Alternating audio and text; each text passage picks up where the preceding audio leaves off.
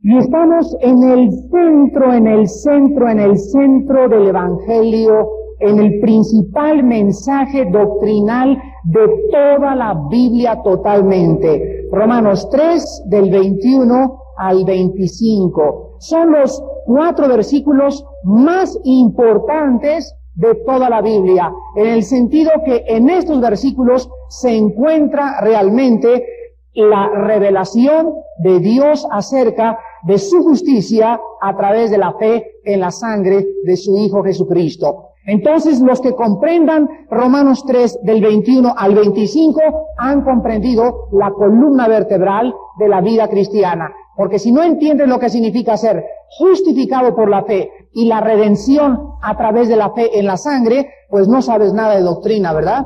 Entonces, ojalá que ahorita yo le dijera, a ver, párate tú por allá y dime, ¿qué significa ser justificado por la fe? Si no supieras tú contestar esta pregunta, déjame decirte que no has aprendido nada absolutamente de la Biblia, porque la doctrina más importante es la justificación por la fe. Vamos nosotros pues a leer el versículo 22, y dice, la justicia de Dios por medio de la fe en Jesucristo, para todos los que creen en Él, porque no hay diferencia, por cuanto todos pecaron y están destituidos de la gloria de Dios, siendo justificados gratuitamente por su gracia, mediante la redención que es en Cristo Jesús, a quien Dios puso como propiciación por medio de la fe en su sangre, para manifestar su justicia a causa de haber pasado por alto en su paciencia los pecados pasados. Vamos a ver en esta mañana, en primer lugar, que la justificación por la fe es a través de la fe en Jesucristo. ¿Qué significa creer en Dios o qué significa la fe en Jesucristo? Les voy a dar 2 definiciones. La primera definición, porque ustedes acuérdense que vamos a encontrarnos gente en la calle que nos van a decir, yo creo en Cristo. Y nos vamos a encontrar personas que nos dicen, yo creo en Dios. O yo siempre he creído en Cristo, siempre lo he tenido en mi corazón. Entonces un cristiano necesita estar preparado para presentar defensa por mansedumbre y explicarle a la gente que una cosa es la fe intelectual, otra cosa es la fe del corazón. Entonces, ¿qué significa la fe en Jesucristo? Significa creer a Dios, no creer en Dios. A ver, otra vez. Significa creer a Dios, no creer en Dios. Porque el diablo cree en Dios. Los mormones creen en Dios. Los paganos creen en Dios. Pero la fe en Jesucristo significa creer a Dios, o sea, lo que Dios ha dicho acerca del camino para entrar al cielo. Entonces tú puedes platicar con un católico o con un protestante o con un mormón o con cualquier otra persona, otra religión, y tú le dices, ¿tú crees en Dios? Y me dice, sí, creo en Dios. Me acuerdo ahora hace poco que estuvimos en la televisión que el señor que me entrevistó me decía, los que creemos. Y yo no quise sacar el machete, ¿verdad? Ni comenzar ahí a que cayeran relámpagos y truenos porque iba a salir corriendo, a lo mejor hasta cancelaban todo y pues ahí estuvo, ahí muere. ¿Verdad? Lo más importante era presentar el mensaje. Pero noten ustedes que las personas, cuando no conocen la palabra de Dios, tienen este concepto, los que creemos. Ahí inmediatamente es los que creen en qué, pues en Dios. Y la respuesta es, pues también el diablo cree. Y ya no pueden contestar. Entonces no es creer en Dios. Creer en Dios no salva a nadie. Creer a Dios sí salva. Porque tenemos que creer lo que Dios ha dicho acerca de cómo entrar al cielo. Ahora bien, dice por ejemplo en 1 de Juan capítulo 5, versículo del 10 al 12, estas palabras. El que cree en el Hijo de Dios tiene el testimonio en sí mismo. El que no cree, a Dios le ha hecho mentiroso, porque no ha creído en el testimonio que Dios ha dado acerca de su Hijo. Muy bien, aquí Juan nos explica más claramente y nos dice que creer en el Hijo de Dios es creer lo que Cristo dijo. Ahora, ¿qué dijo Cristo acerca del cielo? ¿Qué dijo Cristo acerca del infierno? ¿Qué dijo Cristo acerca de la salvación? Entonces, cuando alguien te diga, yo creo en Cristo, y te diga, pero no creo en el infierno, ¿se dan cuenta? Yo creo en Cristo, pero no creo en el Padre. O creo en Cristo como un gran gurú, o creo en Cristo como un gran revolucionario, o siempre he tenido a Cristo, entonces no han creído lo que Cristo ha dicho acerca de la vida. Ayer tenía en el seminario de líderes, se acercó un muchacho muy honesto, y estoy seguro que él es cristiano, y me dijo, Armando, yo soy un psicólogo, y quiero que tú me expliques por qué tú atacas la psicología.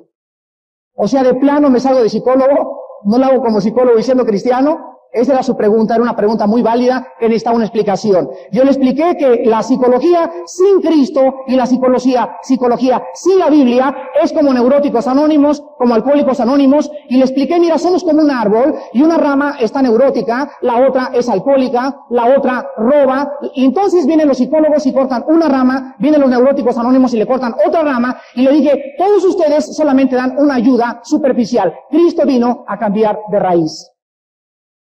Entonces yo tenía que explicarle que aunque sí ayuda a la psicología, la ayuda a la psicología de alcohólicos anónimos, de neuróticos anónimos, de los gurús, etcétera, son ayudas que no tratan con el problema del hombre. El problema del hombre es más profundo que los problemas emocionales y psicológicos. El problema del hombre no es emocional, el problema del hombre es espiritual. Entonces nuestros amigos psicólogos tienen que comprender eso. Un psicólogo sin conocer la Biblia y sin conocer a Cristo, la ayuda que dan es curitas. Solamente están parchando con curitas. Y el hombre necesita una operación quirúrgica, un trasplante de un nuevo corazón. ¿Me entienden? Esto es muy importante. Entonces, la Biblia dice aquí en 1 Juan 5:10, que el que cree en el Hijo tiene el testimonio en sí mismo, el que no cree a Dios le ha hecho mentiroso, porque no ha creído en el testimonio que Dios ha dado acerca de su Hijo. ¿Qué testimonio Dios dio acerca de Cristo? Cuando estaba siendo bautizado, se abrieron los cielos y se oyó una voz que dijo, este es mi Hijo bien amado, en el cual tengo toda mi complacencia, a él oíd. No se oyó sobre Buda, no se oyó sobre Krishna, no se oyó sobre el profesor Skinner, el más grande psicólogo que hay ahorita, no se oyó sobre ningún Maharashi, no se oyó sin ningún gurú. El Padre dio testimonio que el Cristo que vino hace 2000 años y que caminó y fue muerto en la cruz, el Padre dio testimonio y dijo, este es mi Hijo, y no hay otro nombre bajo el cielo en el cual ustedes puedan ser salvos más que en el nombre de este hombre que he enviado yo a morir en esa cruz. Versículo 11, y este es el testimonio, que Dios nos ha dado vida eterna y esta vida está en su Hijo, no en las religiones. Esta vida está en el Hijo de Dios. Si tú tienes a Jesucristo y tienes la vida de Cristo, tienes la vida eterna. Si tú tienes una religión y no tienes al Hijo, no tienes la vida eterna. Porque la vida no se encuentra en una organización, ni en una denominación, ni en una secta. Se encuentra en la persona de Jesús. Versículo 12, el que tiene al Hijo tiene la vida. Y el que no tiene al Hijo de Dios no tiene la vida, aunque tenga cualquier religión. Entonces, es muy importante que nosotros entendamos lo que significa la fe en Jesucristo. Ahora, la segunda definición para la fe en Jesucristo significa lo siguiente. Creer en Cristo, o tener fe en Cristo, o tener una fe salvífica, significa aceptar la obra de Cristo y arrojarnos a sus brazos, reconociendo nuestro completo estado de depravación, perdición y corrupción, y confiar en su sacrificio vicario y expiatorio como la única solución para nuestra salvación. Entonces, cuando yo digo creo en Cristo y me arrojo a la cruz y lo abrazo, acabo con los gurús, acabo con las religiones, acabo con la dianética, renuncio a la metafísica, me salgo de la dianética, me salgo del control mental, saco mis ídolos de mi casa y comienzo realmente con las obras a mostrar que he creído que Él es el único que me puede salvar. Esto significa bíblicamente la fe en Jesucristo. ¿Tienes tú esta clase de fe? ¿Has renunciado a todo lo que antes creías que te podía ayudar? Una persona que pone la fe en Jesucristo tira a la basura el bote de pastillas de Cuanil. Tira a la basura los Valiums, porque son falsos paliativos Agarras tus tranquilizantes y le dices a Dios, hasta este momento yo necesitaba un Valium para dormirme. Ahora mi fe está en Jesucristo y yo no necesito tranquilizantes. ¿Por qué? Porque he creído que Él es suficiente para mis necesidades psicológicas, emocionales y espirituales. Mientras en tu vida práctica no estés practicando esto, no se puede decir que tengas fe en Jesucristo. Ahora, a continuación dice el versículo mismo que regresamos en Romanos. Por la fe en Jesucristo, pero fíjense usted lo que dice aquí, para todos los que creen. Esta obra redentora y salvación de Dios se ofrece a todos los hombres. Quiero que escuchen lo que les voy a decir. Anoche cuando llegué del seminario, me di un banquete espiritual como no se imaginan con la Biblia anoche. Estaba cansado emocionalmente y me caí de rodillas, Padre, le dije, anímame, levántame, fortalece mi corazón. Oh Señor, y comencé a estudiar lo que se llama la doctrina progresiva del Cordero de Dios. Quiero compartirlo con ustedes porque yo no pude dormir hasta la 1 de la mañana, piense y dándole gracias a Dios de qué maravillosa revelación me había dado. Miren ustedes.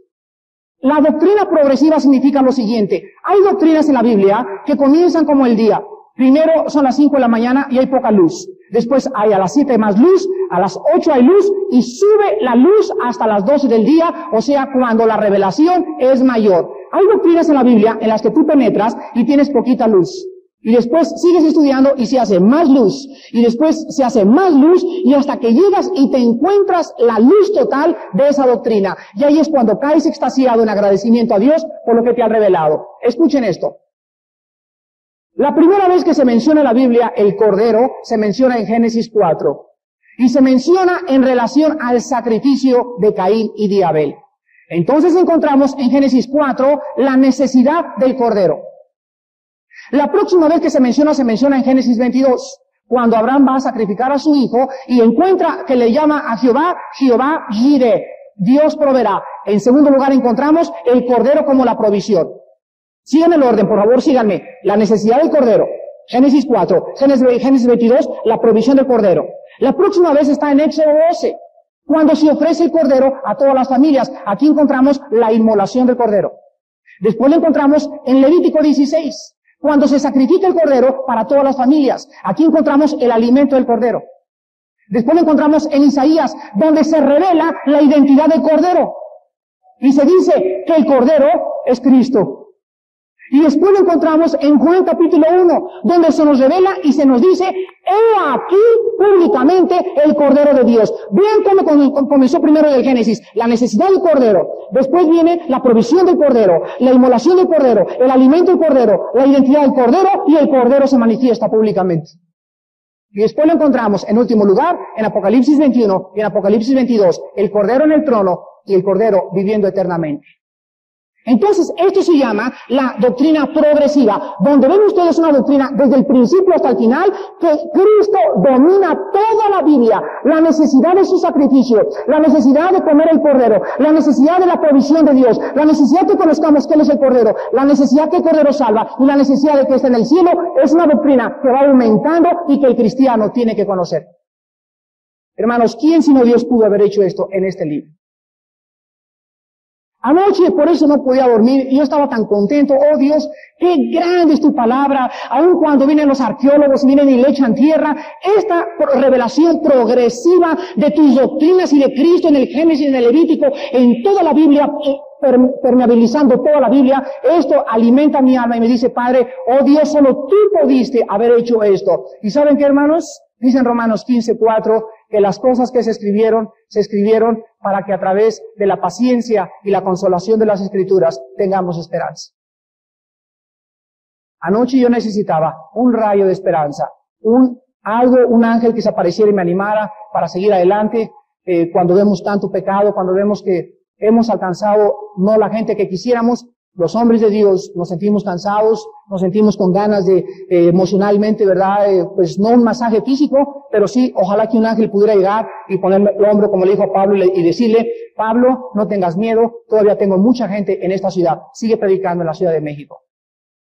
Y cuando encontramos esto, yo le doy gracias a Dios, porque fue una cosa maravillosa. A mis alumnos de Romanos les prometo que vamos a hablar más de esto este miércoles, de la doctrina del Cordero, porque encontramos no solamente esto, no los quiero dejar a la mitad, encontramos lo siguiente: la necesidad del Cordero nos habla de la propiciación, la provisión del Cordero nos habla del sustituto, el Cordero inmolado nos habla de la remisión totalmente de los pecados, el Cordero identificado nos habla de la reconciliación con el Padre, y cada vez que se menciona el Cordero, se menciona una doctrina. Es maravilloso. Es maravilloso, solo Dios lo pudo haber hecho. Aún hay más. Regresamos pues y dice en el versículo 23 que se ofrece al Cordero, se ofrece a Cristo a todo aquel que cree.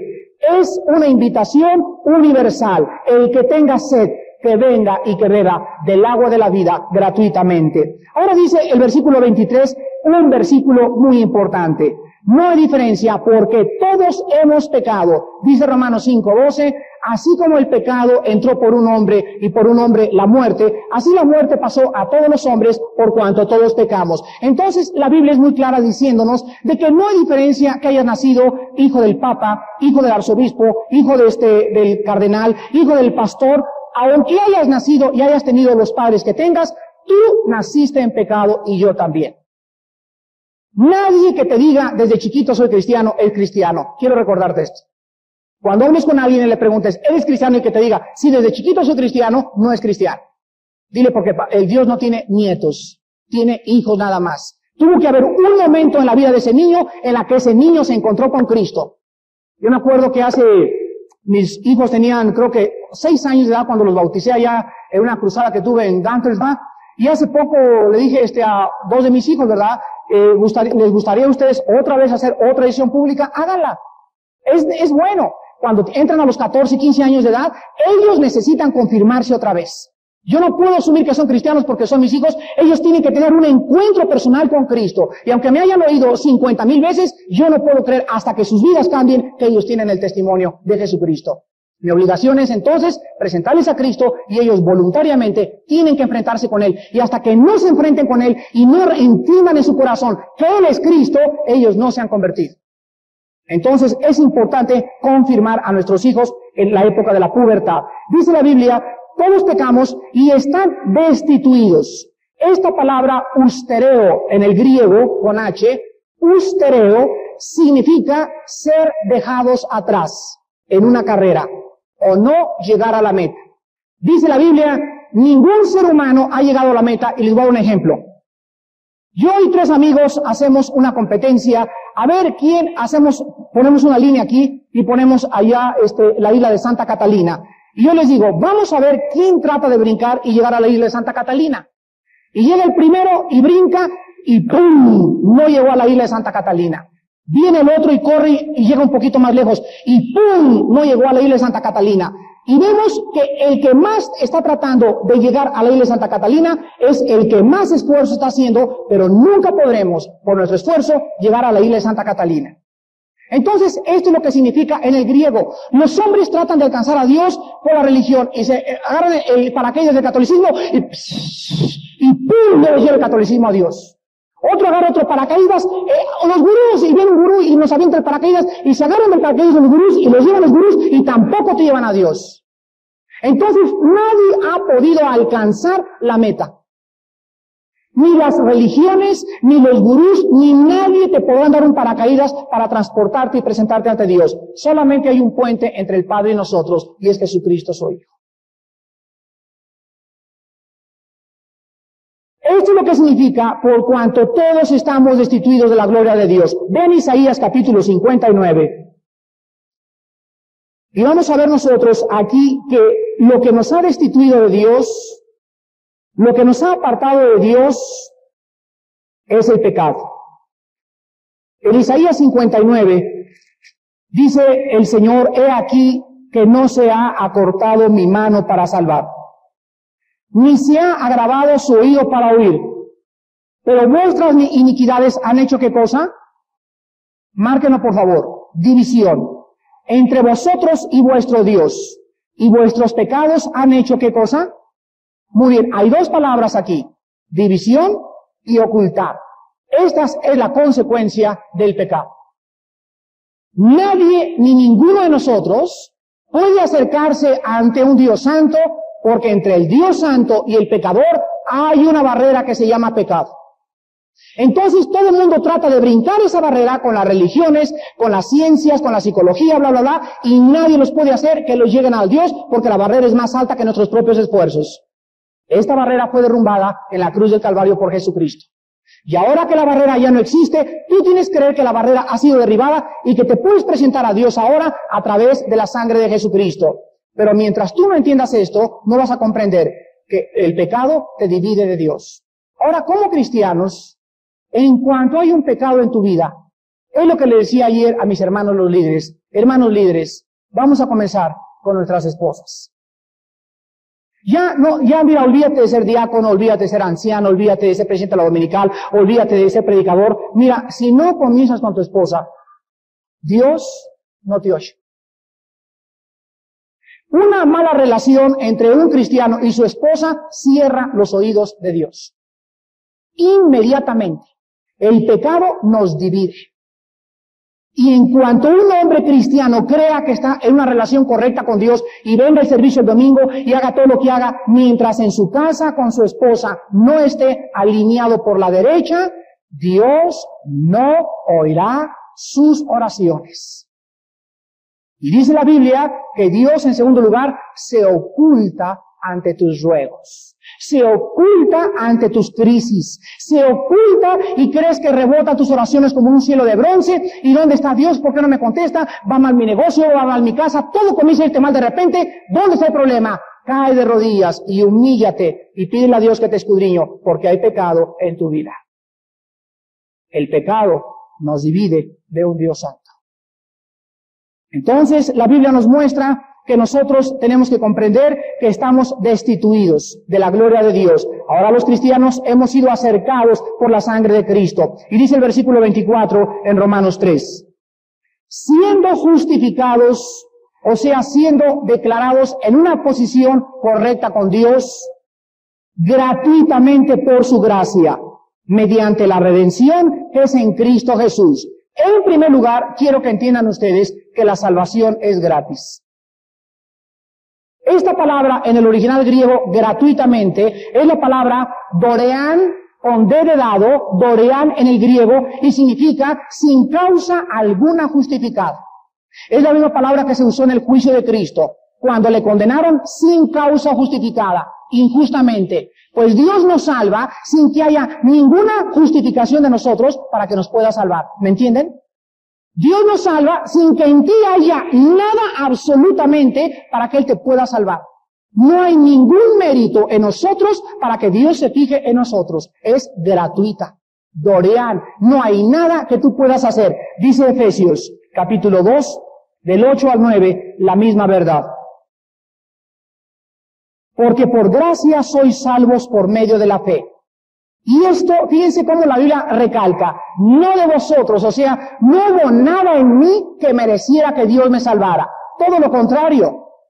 Pues es, ¿qué cosa dice? Es un don de Dios. Es la misma palabra charis, que se usa en Corintios 12 como don. Un regalo inmerecido. Dice el versículo 9, no por obras para que nadie se gloríe. ¿Por qué Dios nos salvó por gracia? ¿Por qué? Para que nadie se jacte. Es que yo sabía que una mujer como yo tenía que fijarse Dios en mí. Yo sabía que un hombre como yo, bueno y fiel a mi esposa y siempre tomando la comunión el domingo, yo sabía desde el principio que una persona como yo no podía irse al infierno.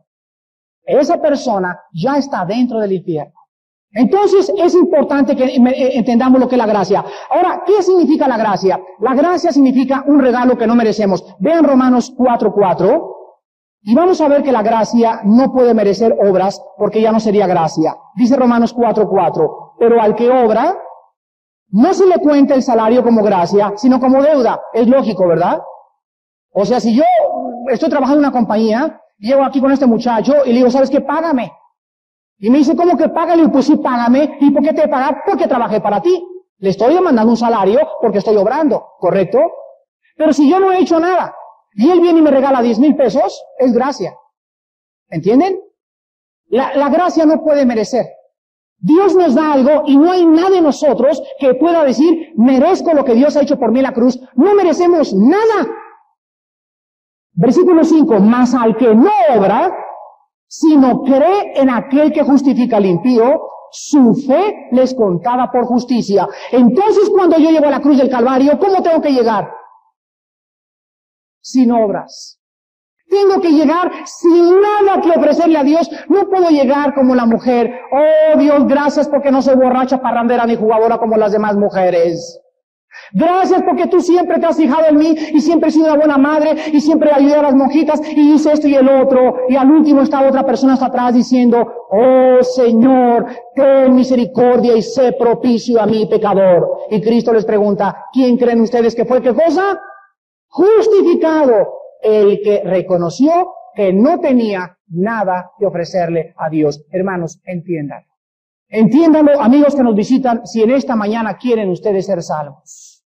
Despójate de tus buenas obras, de lo que has hecho en el pasado, de tu concepto equivocado de bondad que tenías, o que fuiste la mejor persona en el pasado, pero si ahorita en esta mañana tú no tienes al Hijo de Dios, todas tus obras son como trapo de inmundicia. Para que tú puedas llegar a la cruz del Calvario, tienes que llegar despojado, como un mendigo, como un limosnero, en tu pobreza espiritual y decirle, oh Padre, así vacío, así sucio, aunque no he hecho malas acciones, vengo a que te compadezcas y me des tu misericordia y me des la sangre de tu Hijo Jesucristo. Mientras tú vengas con obras a la cruz, nunca serás salvo. ¿Saben ustedes? Ese fue el principal problema de mi abuelita. ¿Verdad, abuelita? No te me duermas.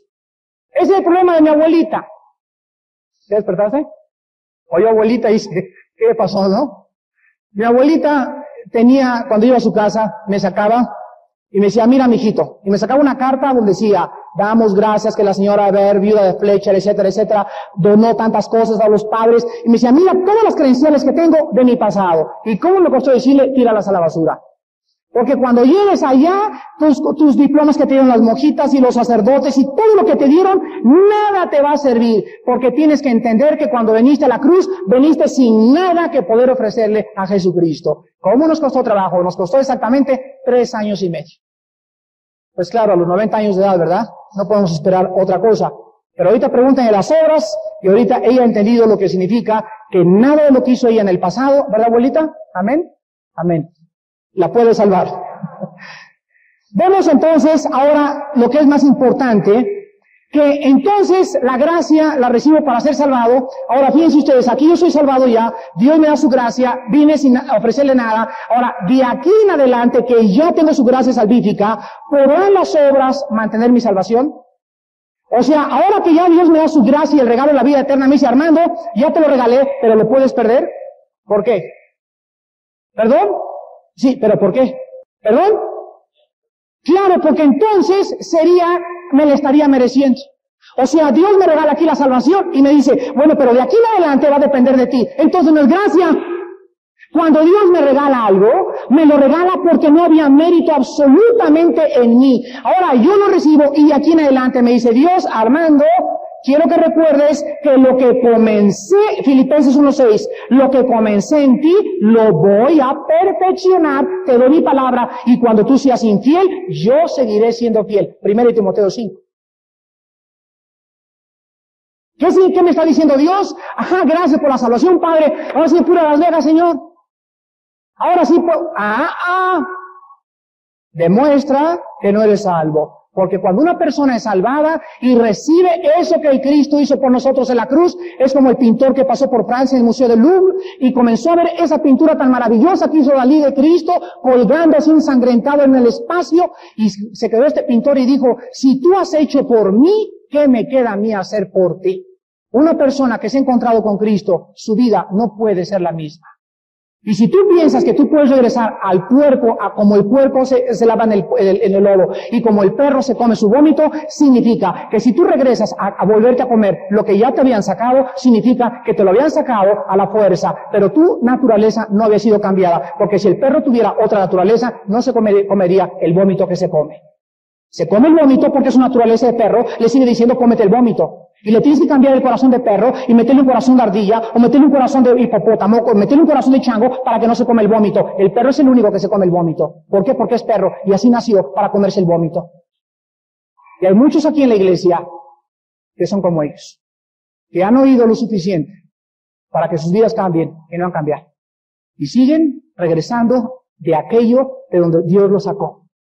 Solamente demuestra. Y miren, por favor, nadie me diga, es que Armando, tú no tienes el trabajo que yo tengo. Es que mi Armando, en mi trabajo, roban, en mi trabajo hay muchachas guapas. Lo único que tú necesitas comprender es que necesitas ir a tu trabajo con la llenura del Espíritu Santo. Tú puedes ser jefe de la policía. Daniel estaba en el imperio más de sus potencialidades van a ser dirigidas a serle fiel a Jesucristo. Cuando una persona me dice, es que las tentaciones están muy fuertes, siempre le recuerdo que cuando el pecado abunda, sobreabunda la gracia.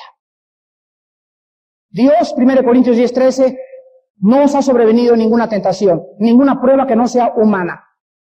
¿Qué dice más adelante? Sino que, ¿qué cosa? Fiel es Dios, para que ninguna prueba que tú enfrentes sea más allá de las fuerzas que Él te ha dado para que la puedas vencer, sino que juntamente con la prueba vendrá la puerta para que puedas escapar. Si tú no quieres escapar, es porque no has visto esa puerta. Y si no has visto esa puerta, es porque estás ciego. Y si estás ciego, es porque el pecado te ha cegado los ojos.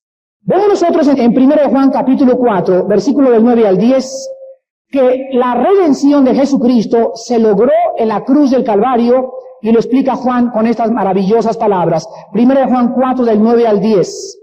En esto se mostró el amor de Dios para con nosotros, en que Dios envió a su Hijo unigénito al mundo para que vivamos por Él. En esto consiste el amor, no que nosotros hayamos amado a Dios, sino que fíjense ustedes la iniciativa, todo tiene su origen allá arriba, sino que Él comenzó a buscarnos, en Él nació, de su voluntad fuimos salvos, todo comenzó en la salvación, no hay nada de nuestra parte. Él de su voluntad nos hizo nacer por la palabra de verdad, dice el apóstol Santiago. Él nos hizo nacer, dice el apóstol Pablo en Efesios, y aquí Juan dice, Él nos amó a nosotros y envió a su Hijo, ¿en qué cosa? En propiciación por nuestros pecados. Hermanos, es importante que en esta mañana entendamos la última parte de nuestro estudio. La redención tiene 3 fases. Tome nota, lo están llevando el estudio. La redención tiene 3 fases. Cuando ustedes encuentren la palabra redención en la Biblia, la palabra redención significa literalmente rescate. Rescatar. Ahora, la salvación, ojalá tuviera un pizarrón, la salvación la ponemos arriba y le hacemos una llave de 3. La salvación fue pasada, la salvación es presente y la salvación es futura. El pasado se llama justificación, el presente se llama santificación, el futuro se llama glorificación. Lo vuelvo a repetir. La salvación tiene 3 llaves, porque consiste en 3 etapas o en 3 fases. En el pasado, en el presente y en el futuro. El pasado es la justificación. La justificación tuvo lugar cuando yo hace 10 años, 11 años, puse mi fe en Cristo y fui salvado ¿de qué? De la culpa del pecado. Ninguna condenación hay el que esté en Cristo Jesús. Romanos 8:1. Ya mis pecados han sido perdonados. Ahora mi salvación tiene otra fase en el presente ahorita, en 1986, que se llama la santificación. Estoy siendo salvado. ¿De qué? Del poder del pecado. Del poder del pecado. Y en el futuro seré salvado ¿de qué? Que se llama la glorificación. De la presencia del pecado. Correcto. Si no entendemos esto, vamos nosotros a confundirnos, porque vas a leer, por ejemplo, en la Biblia en Santiago que dice, recibid la palabra de Dios implantada, la cual puede salvar vuestras almas. ¿Cómo que puede salvar nuestras almas? ¿Qué Santiago le está escribiendo a los incrédulos? ¿Se dan cuenta? Y entonces llega un arminiano y me dice, ¿ya ves, Armando? Se puede perder la salvación. Y si no entendemos que la salvación tiene 3 fases, no vamos a comprender entonces la salvación. Ahora bien, quiero que abran los ojos. El pasado tuvo lugar en el espíritu. El presente en el alma, el futuro para el cuerpo. Entonces la salvación envuelve la tripartidad del hombre. Cuando dice 2 Corintios 5:17, el que está en Cristo nueva criatura es, ¿a qué se refiere? Yo todavía tengo las mismas cicatrices que tenía antes. Yo no he cambiado nada en el espejo. ¿Cómo que nueva criatura? ¿A qué se refiere? al Espíritu. Nací de nuevo y fui una nueva creación en el pasado. Ahorita estoy siendo salvo ¿de qué cosa? De mi antigua manera de pensar. Se llama la santificación, el alma. Está en proceso ahorita, mi alma está siendo limpiada, dice Romanos 12:2, renovar vuestro entendimiento y no se conformen al mundo. Entonces, estoy siendo salvado de mi manera de pensar. Y cuando Cristo venga, mi cuerpo, mientras no venga Cristo, dice Romanos 8, gemimos dentro de nuestros cuerpos. Dice 2 Corintios 4, porque este hombre exterior, el cuerpo, decae, se enferma, se envejece, se deteriora día a día, pero el interior se renueva día a día. Entonces, cuando me encuentro con un hermano querido y me dice, ¿sabes qué, Armando? Los cristianos no debemos estar enfermos porque la sanidad se llevó en la cruz del Calvario. Inmediatamente le digo a ese hermano, ¿tú sabes las 3 etapas de la salvación? ¡No! Entonces, si tú crees que la salvación se llevó en la cruz del Calvario, significa que la cruz del Calvario se llevó a cabo también la glorificación que es futura. Y si se llevó en el pasado la glorificación, entonces tiene la razón, no debo estar enfermo, entonces no debo de morir.